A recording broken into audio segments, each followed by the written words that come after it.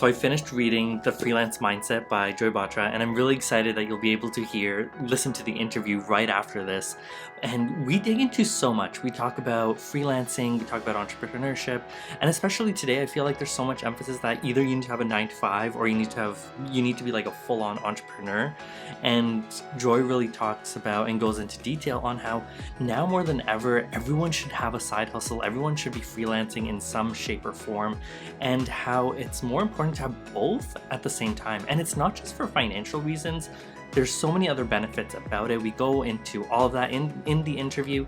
And then we talk about the sandwich generation. We talk about community and financial freedom. We talk about working remotely and building community. We talk about the 3 circles of community and so much more. So let's dive right into it.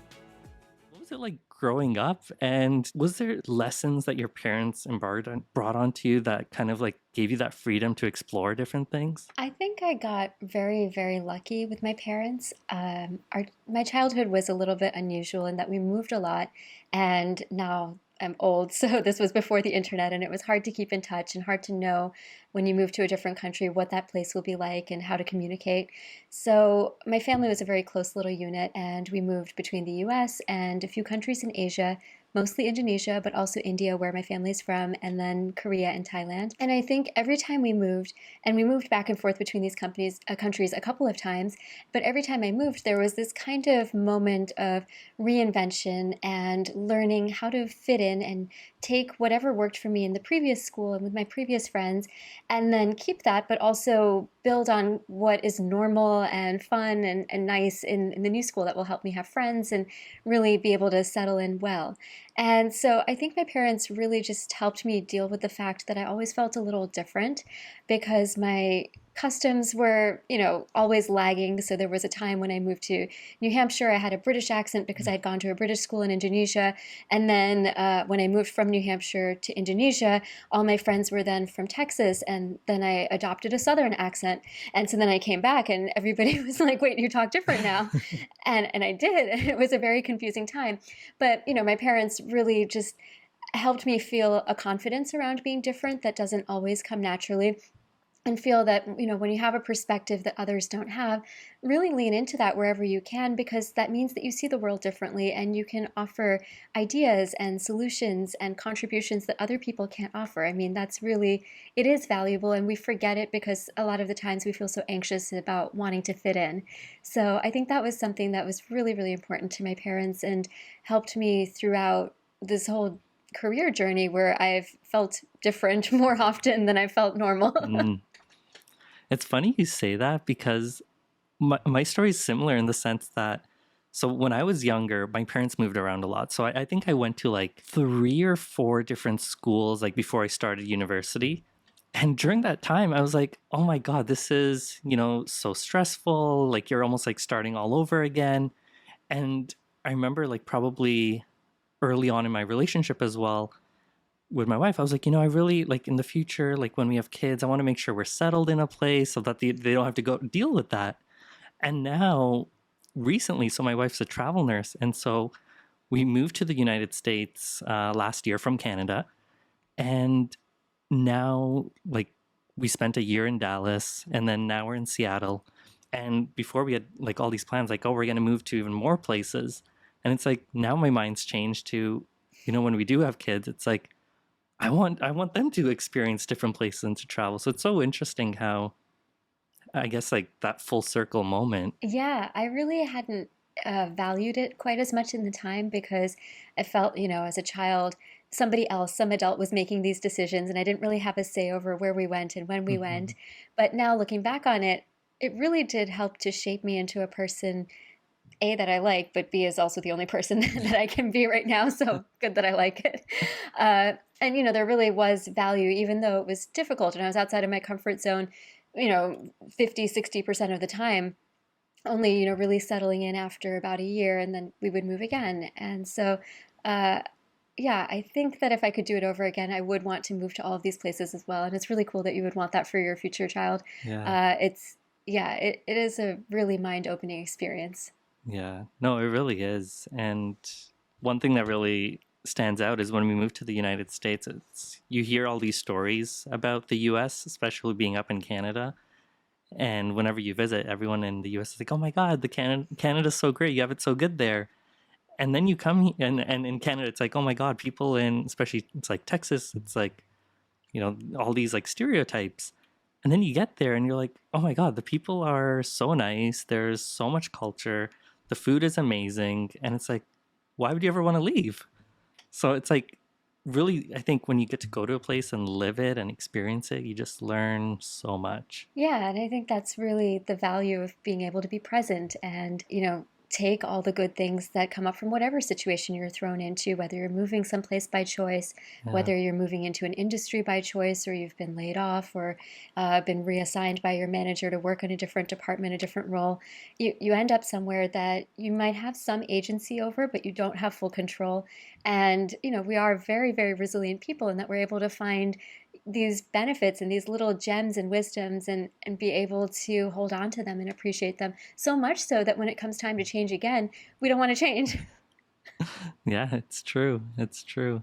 Did you find where you are in your career, like, are you still like moving around a lot, or do you find that the world's changed where you don't need, like, you can be in one location and have the clients in a way, like around the world? I think That's, remote work is very beautiful. yeah. I've been working remotely since long before the pandemic. I think it was probably 2017 is when I went full time remote. And the nice thing about that was that you're not barred by geography. So at the time, I had clients in several different countries and, got to travel to them, which I really enjoyed.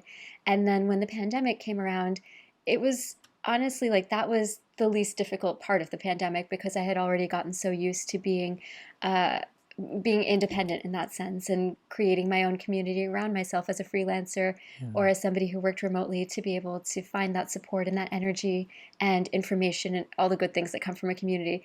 So I think, yeah, I imagine to stay remote work as long as I am able to.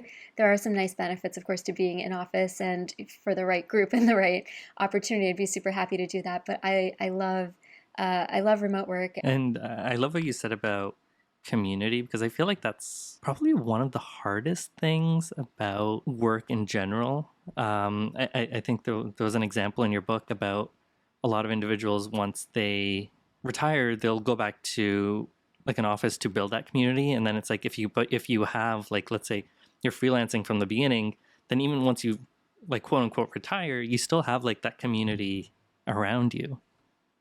Yeah, I think that community, we sometimes get a little myopic in what we think our community is. A lot of times we think a community needs to be an official organization, some place where we have a title or a role or a Yeah. membership, whatever it is. But for a freelancer, community is really everywhere. And I like to encourage people to think about it in three circles. So you can think about the community of your project, for example, and that might be your immediate team members, your client. But you can also go one level up from that, and that can be either your industry or your function. And you can go one level down from that, and that's how you spend your day. So it's not just the project, but it's where do you go for coffee? It's do you like Mm. to exercise? What neighborhood do you live in? What's your family structure? And all of that is community. And I think freelancers are uniquely talented at being able to pull people together from these different elements of their lives. And that's where the opportunity is.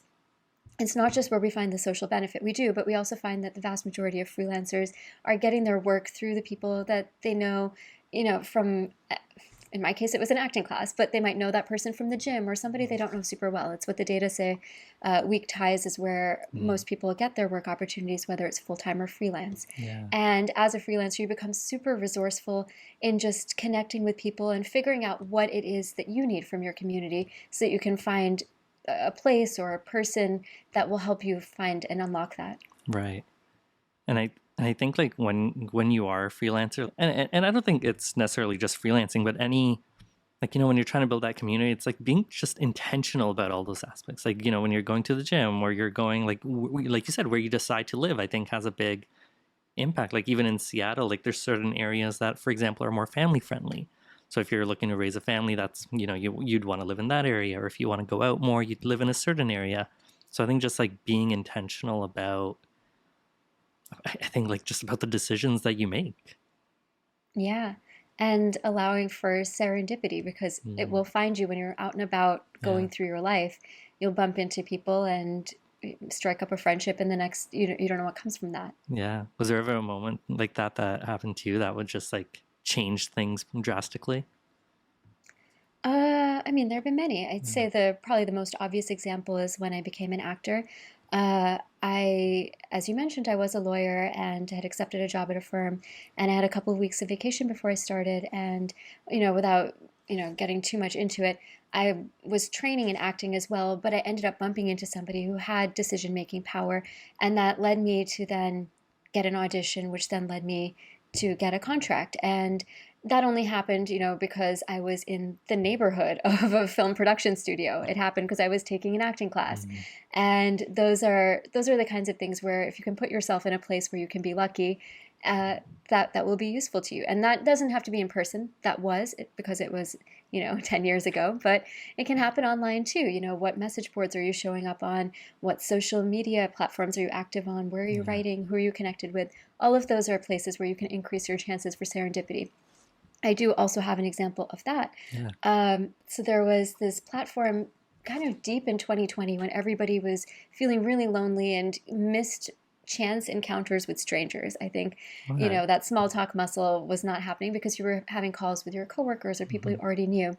And so there was a company called Lunch Club, which I don't know if it still exists, but they would pair you up with a random stranger and then you would have a 30-minute chat with them and they'd be from your industry or whatever. And in my case, I got a chat with a writer because I was working on this book, but that writer was a historian. And it turned out that he sent me an article after we chatted. It was about kind of the shoe history in Boston. He didn't know my dad had worked in the shoe industry and had worked at the companies that he had written about. And so my dad had passed away, 10 years before that, or and so because of that random interaction I discovered a number of things about my dad's career, and I found one of his patents, and it was Wow. really, I didn't know he had that. And so Yeah. it was very random, but that's just because I showed up for this free service online, so who knows. Yeah, that's awesome. And I just checked and it looks like it's still active. So Oh, cool. yeah, I'm gonna actually check that out. Yeah, Might be a yeah, I only went for a couple of those, but I had a yeah. really great time. Yeah, because I mean, we just recently moved to Seattle, so I think it'll be cool to meet people in the industry and people in the city. And I'm always looking for people to play squash with. So who knows? Maybe I'll meet someone. Perfect for putting that out in the Yeah, universe, maybe one of your listeners. yeah, amazing. And I think like you almost have to like create your own luck. You can't like if like for example, if you want to for you decided to become an actor, you didn't just one day get up and be like, okay, this is it, and like didn't take any action on it, but you worked towards it. You looked for opportunities, you moved to the right location. And I think that's like even in freelancing or in life in general, like you can't just you've got to create your own luck.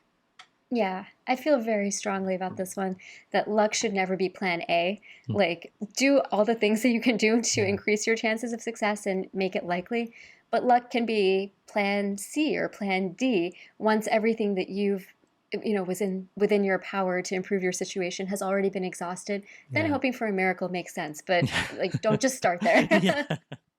Yeah, that's never a good idea. No. Yeah. But yeah, you're right. It's you can't plan on luck. You've got to actually do the work and put a plan together. Yeah. And then once you've got the plan and you've done the work, then manifest all day long. But Yeah. but do the things that you can as well. Yeah, no, that's true. Um, I want to switch gears a little bit and coming back to like when you were growing up. What was that experience like getting accepted into Harvard, not just an law school there, but business school as well? And then later down the road, deciding that that's not what you want to do, when especially I guess twofold. One from like growing up with the idea that I'm sure if it's the same for you, it's like, to be successful, you're like a doctor, lawyer, or engineer, get into business school and your life's going to be set. Um, and then deciding to do something else.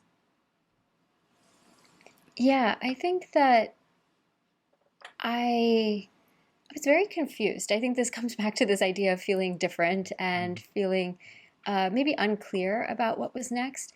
I knew that I was interested in law. I'd always thought it was cool. And this shows you how uncool I am. But, ever since the O.J. Simpson trial in third grade, I just remember thinking like, wow, that looks amazing. I want to do that. And then as I got closer and closer to law school, that's when I started to question it because it didn't look like Suits on TV. Mm, It started to look a lot like, a lot of paperwork and a lot of billable hours. And I didn't know how that would, if that would be something that I would be able to commit my entire career to doing, mhm, especially given that my decision to apply the year that I applied, or like the month even that I applied, was because my dad had passed away and it was very important to him that right. I go. And so that was kind of my primary driver in that moment of sending in the application. But once I arrived, I didn't quite know why I was there and I didn't quite know what I hoped to do afterward. And I think that what I'm really grateful for is that I had this moment in graduate school where I was able to explore, meet different people, meet, you know, folks from all kinds of backgrounds and see that there would be possibilities, outside of a law firm potentially, outside of New York potentially, that could be interesting that I could explore. And I think that's something that, to the extent that you can, whenever you get the moment, to, to really explore and sample if you're not feeling clear about what to do next, try everything. Yeah. And I really did end up trying pretty much everything. I worked as a lawyer, I worked in finance, I was an actor, I worked in tech, I was an audiobook narrator, I was a custodian, like I painted houses, like I Yeah. did all kinds of things. Actually, I painted schools, not houses. But I tried so many different functions within companies, between industries, and even as a freelancer. That was one of the greatest things about being a freelancer, is that you don't have to bet your entire career, your entire life on one role. You can really just keep sampling as long as people are willing to take you on and give you work. And so I think that I really spent my 20s sampling and exploring what was out there and what was possible. And I think it was messy at the time because I didn't know what it was leading up to. But what it ended up leading up to was me becoming a lawyer. Who knew? So I got more interested in legal and policy work around 2016 or so. And then I would just do a little bit of law adjacent work. Mhm. And then found it more interesting. And then I took a job as a lawyer in 2021. And then I became head of legal at a startup and really enjoyed that. And I think that was, you know, ultimately I did end up where I was supposed to be. I just didn't know how or why I was going in that direction. And that's okay. I think we are sometimes really hard on ourselves when we don't have, a perfect bow to put on our career, like the Mhm. one title that makes sense or the one milestone that will impress everybody at a reunion or at a dinner party. Yeah. And most of us are in transition. We're always in transition. And if we're not, we're done. And that's not a good place to be. Wow, I think that we're always in transition. That really hit deep because I think you're so right. Like, you're always doing something, like, you're always working towards something or something new. And yeah, that was just really powerful. And I mean, sometimes you think you can see the next step, sometimes Hmm. you're right about it. But if you look at the way the market has been in the last couple of years, a lot of people had the next step planned and then their company restructured or their industry Hmm. vanished. And next thing you know, they're changing direction. I was one of those people. Yeah. I thought that I would continue being a lawyer, and then my company restructured, and I ended up becoming a full time freelancer in the spring. And then I moved into a content role in the fall. Right. And now I'm doing that full time, and I do a little bit of freelance on the side. But we're always recalibrating what works for us and what people will pay for Yeah. and what we enjoy doing. All of those things are always in flux. Yeah. Incredible. Because I feel like so many people get stuck with like one identity. It's like they went to school for law, so you're a lawyer and that's it. Or you went to school for engineering and then that's it. But they don't think about how does this apply? Like, how can you take these skills and use them for like something else or like pivoting or trying different things? Yeah, and I think it's totally fair and absolutely beautiful if you went to school and you found your identity and you stayed with it. And that means that what you love to do is also what you get paid for, and you continue to choose it every day. But I think there are a lot of people who kind of maybe don't question whether they're on a path that will continue to satisfy them or is even the right path for them now as they've changed as a person. If you're feeling a little stuck, I guess my advice then is to be able to give yourself small experiments that you can Mm, do. You don't have to quit everything and then, move to a different country and be a digital nomad. Like, no, that's a yeah. very extreme kind of freelancing, and that's for a certain kind of person who is ready for that. But if you're just thinking about, oh, maybe I need a little more excitement, or maybe I, could use some different skills of mine or meet different people. Yeah, then it comes back to what we said earlier about, putting yourself in positions to be lucky, but in a Mhm. small way, like in an hour or two a week, because we really don't give credit to these small steps, but ultimately it's the small steps that we keep building on that drive us forward to something much bigger. Like this book was written, it's 60,000 words, but it was written 500 words at a time, and 500 words is a paragraph. Like Mhm. that, it looks like nothing when you look at it, but then when you add it all together, you really do end up covering quite a bit of distance. Yeah, yeah. And I think about, like, let's say you're in a career and, you may not enjoy it as much, or you're feeling stressed financially. You don't know where your job is going to take you in the next 5 years, but having like a side hustle, freelancing on the side, I think it gives you one security, like in your job. Like it gives you, it changes your mindset where it's almost like you either go into your job with the mindset that you like hate your boss, or it's like almost the other end. It's like, hey, I've got other sources of income where even if like this company decided to fire me, I I'm still in a good spot. So I think there's like Yeah. those like two kind of different ends to it. Yeah, there can be more security if you have a little bit of a freelance mindset, Yeah. because then unfortunately, some people, we will all probably face the risk of layoff at some point or another, but you lose one company, you're not losing 100% of your income if you've got Yeah. some freelancing clients on the side.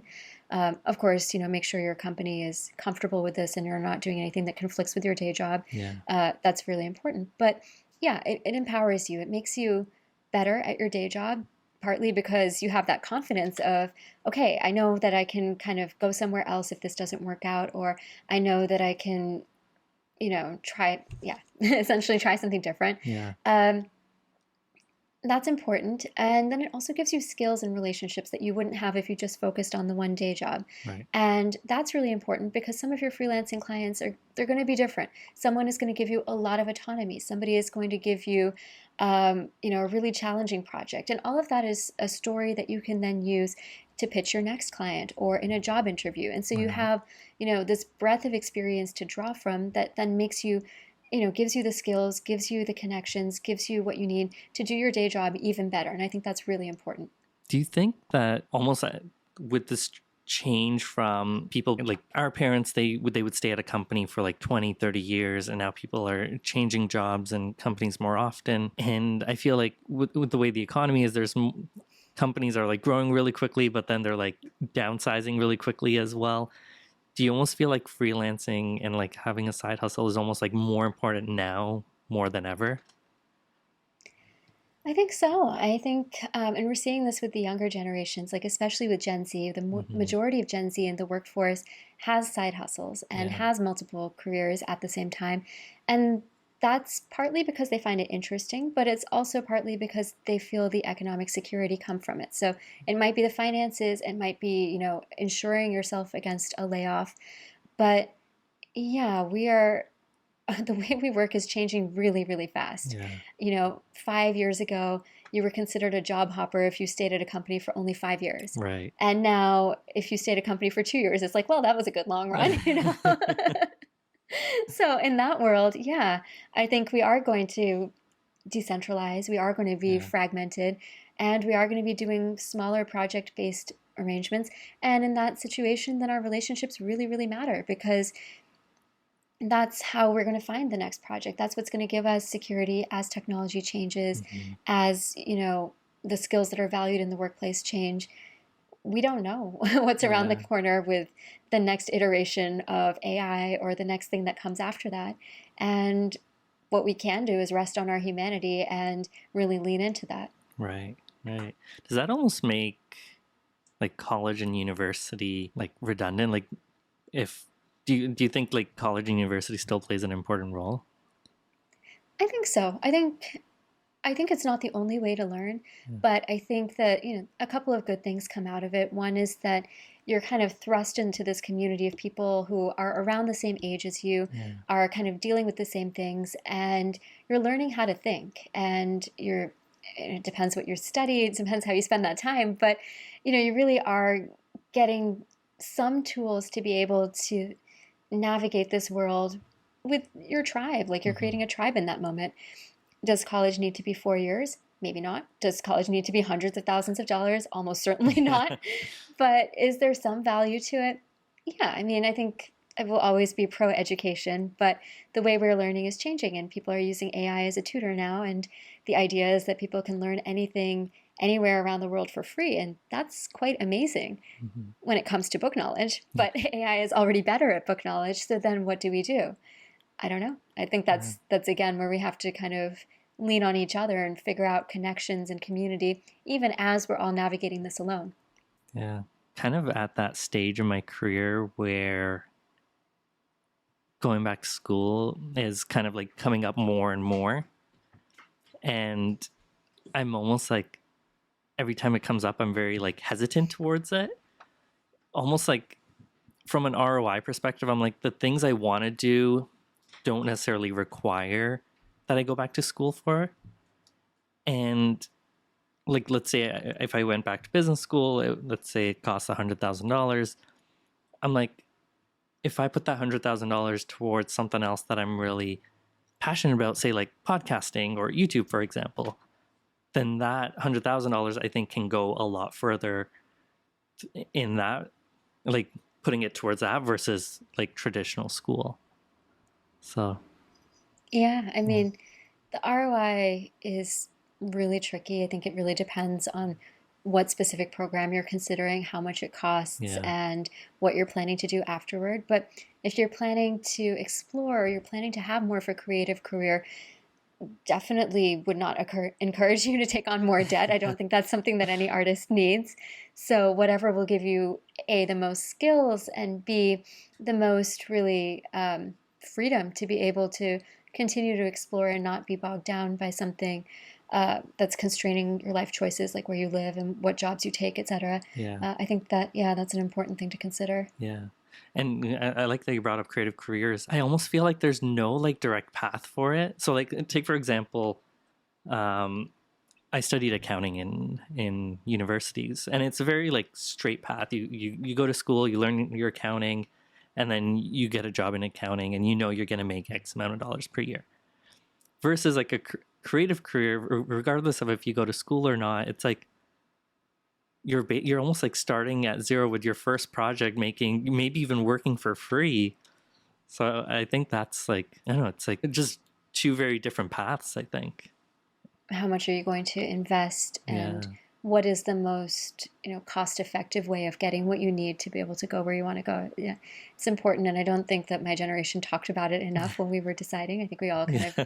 made decisions as a group, and maybe some of those we could have made better decisions, but yeah, I think for anyone who's thinking about it now, whether it's podcasting or acting, Hmm. yeah, maybe a cohort-based course is what to do. Yeah. Maybe it's not. Maybe there's free tools on YouTube that you can do, and it's just about having the accountability and the feedback from other people in your community that you could get for basically free. Yeah. Uh, yeah, really thinking about the problem that you're trying to solve and what you're hoping to get on the other side of it Mm. before just committing to a large expense like school, because it isn't quite the safe answer that it seemed like. Yeah. And I think during the pandemic, I'm not sure if your experiences were similar, but a lot of people were going back to school and almost like taking different classes and like, going for a master's or whatever it might be. And it almost felt as if they weren't thinking it through. It was almost like, we're in this pandemic, we don't have much to do. Let's go back to school. Maybe we'll end up with something that's higher paying at the end of this, but not really like thinking it through, like you said, about what are the outcomes, what is the end result that you want out of this.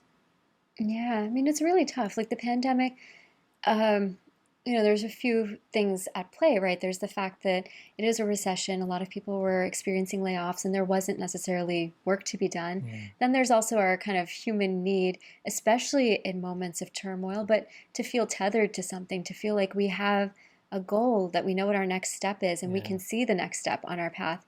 We might be wrong, but to be able to visualize what that even looks like is so important. Yeah. And yeah, that happens a lot in recessions. Like the year that I graduated college was also a recession. It was Mm. 2009, so we were just coming out of the financial crisis, and getting jobs was really difficult for college grads that year. So a lot of people did decide to go to grad school because, Mhm. that was the next way to do something that had a tangible end result. It Right. was really expensive, but you could at least point to something you had done with the time. Otherwise, I mean, people didn't have a plan B. Yeah. And so that's tricky also, because when you're unemployed and then taking on the debt, it may not, it's just a difficult decision to make. It might be the right decision for you, but Yeah. it's hard. Yeah. It really is. And I think like almost back on the education piece, I feel like you said, more and more people are, or at least our generation, decided to go to like college and university and not really think about other options that don't require as much schooling. Like I think a lot about people who went into the trades. I'm a big advocate of people going into the trades just because I've seen so many successful people in the trades who didn't have to, go into debt of hundreds of thousands of dollars for school, and are now doing things that they love. And they're almost like, I feel like the trades really sets you up almost to be like an entrepreneur in a way, where you can start your own business and you can set your own hours, be your own boss. And I think it has a lot of benefits. And because our generation decided not to go there, now there's a shortage and they're getting paid even more. Yeah, it is true. Yeah, yeah, I guess it was time for a reset. Yeah. Yeah. And also another thing I wanted to talk about was, so I'm a big believer that there's so many business opportunities out there. Almost, I guess, like almost like freelancing, like within like consulting or starting your own firm, that you could have a six-figure business as one person. I think today, like it's easier than ever to do something like that. I think, yes, and inflation might be part of the Yeah. reason why it's easier. um, but yeah, and I think that people are more visible Hmm. having this kind of career path, and you're seeing a lot more people, I think, get to upper levels within the corporate world and then decide to go out on their own. And so there's a Hmm. lot of really highly skilled workers that have decided to go freelance. Yeah. And for many freelancers that I've talked to, not all of them, but for many freelancers, they really are earning better than they would at any particular individual job. And the fact that being able to go independent was such a good financial decision or financial outcome for them was something I really wouldn't have expected like 10 years ago when I first started my freelance journey. But Right. yeah, we're seeing a lot more demand for people who can fulfill a very specific role at a company and not necessarily be tethered to the company full time. I think the companies are demanding it, and I think people are also demanding a lot more freedom and autonomy and ability to work on their own terms to the extent they can. Yeah. And I think that's kind of driving why there's the higher income for freelancers. But Hmm. there's a huge spread of different freelancers, and I think, in my opinion, I personally believe everyone is a freelancer. We don't Yeah. always think of ourselves as freelancers, but the fact that you're navigating through your career, your financial life, your health insurance, your relationships, all of that you're doing alone, and you need to take care of yourself. Yeah. That is what the freelance mindset is. You It's can't rely true. on a company to take care of you for 20, Yeah. 30 years. You've got to look out for yourself. You might decide that the best way to take care of yourself is to work at a full-time company, but you're still thinking about, what do I need and how can I make sure that I've got the resources I need to continue as, a company, as a person for the next, foreseeable decades, the rest of your life, whatever that Right. is. Yeah. Yeah. It's so true. Now that I think about it, like my wife's almost like a freelancer, because as a travel nurse, she basically is contracted like with the hospitals. So it's like she's not. tied to anything. If she, usually it's 3-month contracts, and after 3 months, if she wants to go elsewhere, she there's like nothing tying her down to that one employer. And then she's basically like, her employer isn't providing healthcare benefits or retirement benefits or anything like that. So it's almost like having that freelance mindset of, okay, this is what I'm making now. I've got to figure out, what am I putting away for retirement? What am I putting away for healthcare? So Yeah. yeah, I should tell It's a her lot that. of responsibility. Yeah, tell her, see if she reacts, see if she likes the Yeah.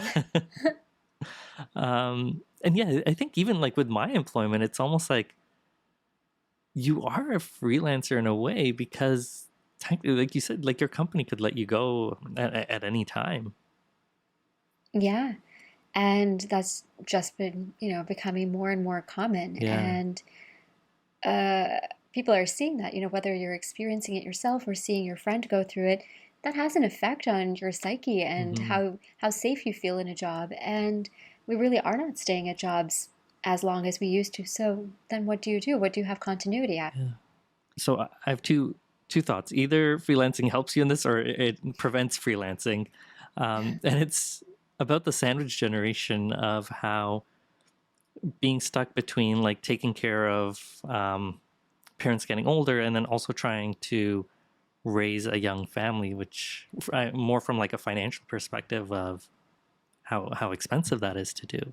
So I almost feel like, if you're, or at least my thoughts are, most people will say, let me have a, regular 9 to 5 job, because it gives me like the health insurance, it gives me like retirement benefits, and it almost like prevents them from kind of breaking free into like freelancing. Yeah, and I think that's a really healthy decision. I mean, you have to know yourself and Yeah. your constraints. And, in the sandwich generation, when you're caretaking in both directions or even in one direction, the limits that puts on you, I mean, it is very draining, very, financially, emotionally, on all levels.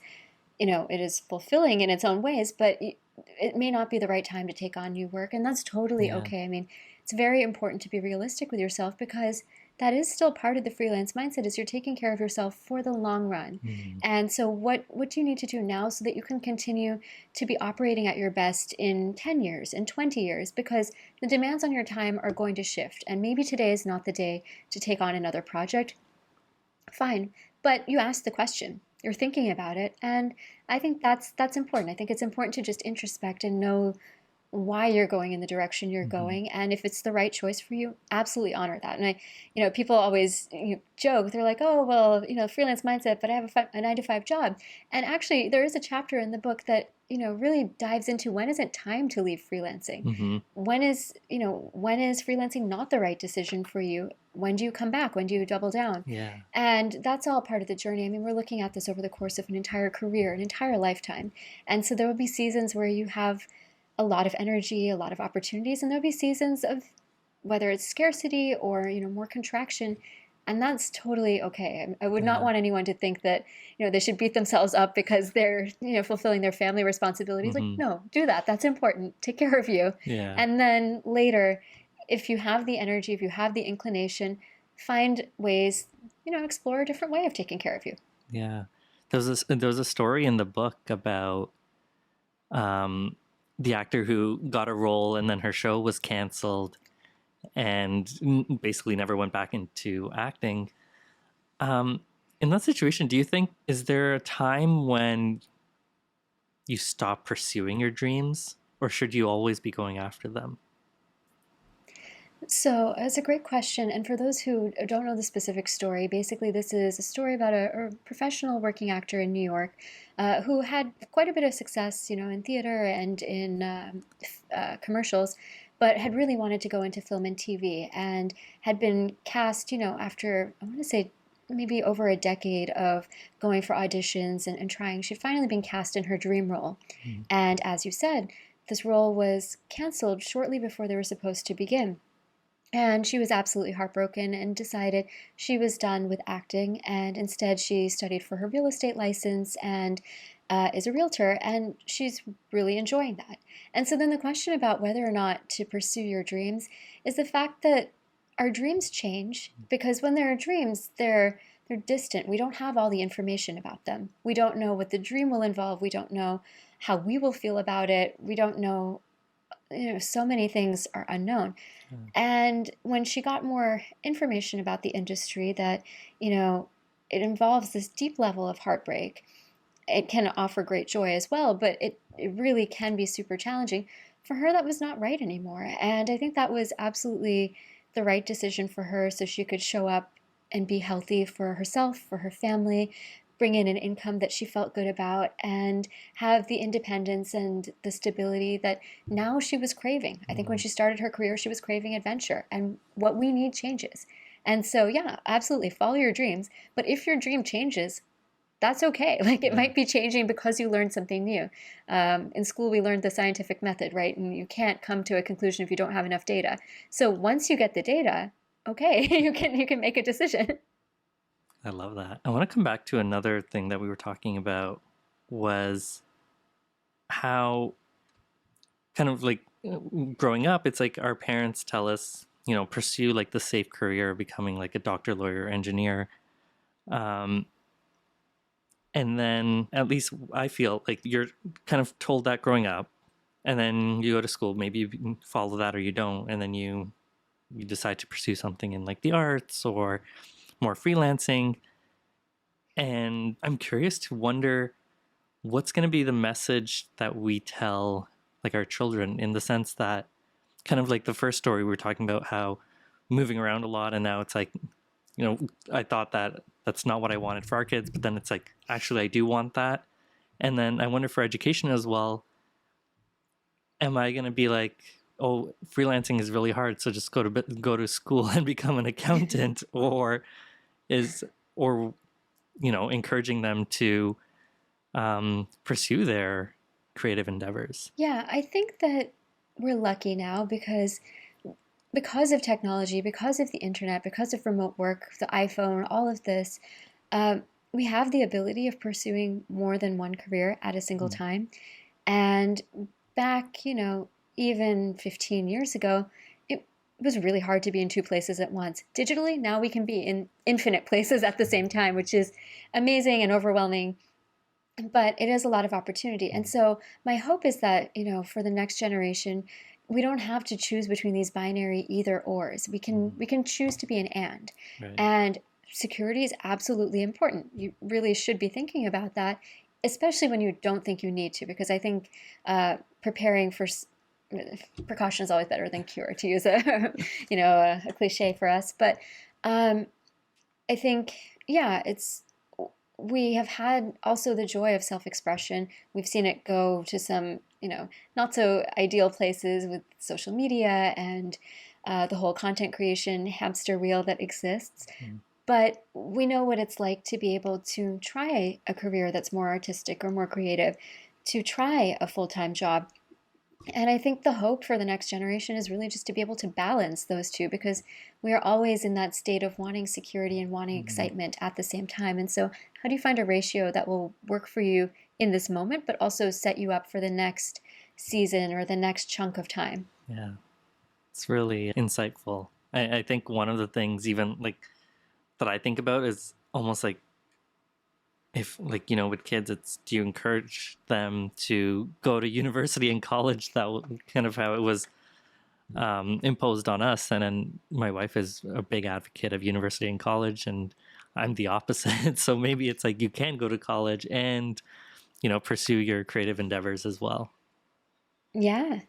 Yeah, if that's an option, Yeah. going to college and then what are you doing between classes? A lot of people are starting their YouTube channels Mm-hmm. or TikToking, and you're doing both at the same time. And I think that is really healthy. I mean, when you're a kid or when you're even all the way through high school and college, you have your schoolwork, but you also have your extracurriculars. And, you know, back in the day, that's what really made you stand out in your application for college or graduate school. And that's sort of like the driving force of why people were encouraged to do these extracurriculars. But it's important to keep extracurriculars, Yeah. to the extent you have time and space as a human, because being curious, using different sides of your brain, meeting different people, that's really important. We value diversity, we value growth, and leaning into the different aspects of yourself that are interested in something absolutely is important. Whether you go to college, whether you go to Yeah. trade school, staying curious, I think, for a lifetime is critical, especially based on the freelancers I interviewed in their 70s and 80s Hmm.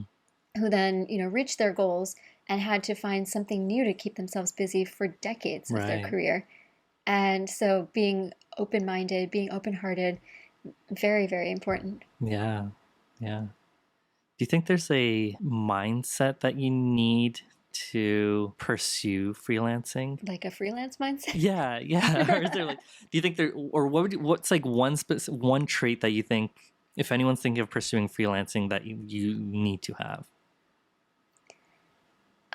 I think it's curiosity, and based on curiosity, the willingness to take the next step. Mm, Whatever that is, it might be a tiny next step. For me, I had this curiosity about acting, so my next step was to visit my family in India. right. My next step was to talk to a friend who had become an actor.